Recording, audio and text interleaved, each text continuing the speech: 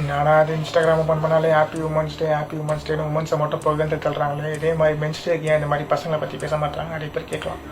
ஒரு 30-40 வருஷம் முன்னாடி பெண்களோட வாழ்க்கை பார்த்தீங்கன்னா கிச்சன்லேயும் கல்யாணம் போகிற காலுக்கு அடியிலுமே வாழ்க்கை முடிஞ்சிடுச்சு. அதுலேருந்து உடஞ்சி அவங்க இன்னைக்கு என்ன ட்ரெஸ் போடணும், எங்கே போயிட்டு வரணும், யார்கிட்ட எப்படி பேசணும், யாரை கல்யாணம் பண்ணணும், எப்போ கல்யாணம் பண்ணணும், இந்த மாதிரி நிறைய விஷயங்கள் இருக்குது. ஸோ இதெல்லாம் அவங்களுக்கு கடந்து வர்றதுக்கு 40 வருஷம் ஆயிடுச்சு.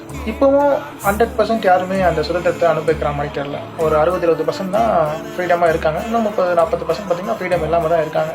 இதுக்கு நடுவில் பார்த்தீங்கன்னா ஒரு பெண்ணு கல்யாணம் ஆகி இன்னொரு வீட்டுக்கு போகும்போது அவங்க வீட்டில் யாராவது அவ்வளோ பேசினாங்கன்னா அவன் அட்ஜஸ்ட் பண்ணிக்குவாங்க. ஸோ அந்த பொண்ணு நல்லா படிச்சிருந்தா கூட அவள் படித்த திமிரில் பேசுகிறா சொல்லுவாங்க.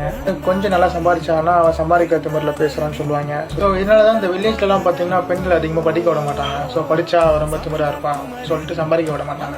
18 வயசு ஆகும்போதே கல்யாணம் பண்ண வச்சுருவாங்க. பொண்ணு கல்யாணம் ஆகி ஒரு புருஷன் வீட்டுக்கு போகும்போது பார்த்தீங்கன்னா அவளுக்கு அந்த கம்ஃபர்ட் ஜோன் வந்து உடனே கிடைக்காது. இப்போ நம்மளே ஒரு சடனாக ஒரு ஃப்ரெண்ட்ஸ் வீட்டில் போய் ஸ்டே பண்ணுறோம், ரிலேட்டிவ் வீட்டில் போய் ஸ்டே பண்ணுறோன்னா நமக்கு வீட்டில் இருக்க கம்ஃபர்ட் ஜோன் வந்து அவங்க வீட்டில் கிடைக்காது. என்ன சொல்கிறேன்னா அவங்க அம்மா அப்பாவே விட்டு லைஃப்லாம் உங்களை நம்பி வராங்க. ஸோ அவங்களுக்கு முடிஞ்ச வரைக்கும் வந்து நல்ல ஒரு கம்ஃபர்ட் ஜோன் நீங்கள் கொடுக்கணும் நான் பண்ணுறேன். அண்ட் ஆல்சோ நீங்கள் அவங்களுக்கு மணியை தாண்டி ரெஸ்பெக்ட் அதிகமாக கொடுக்கணும்.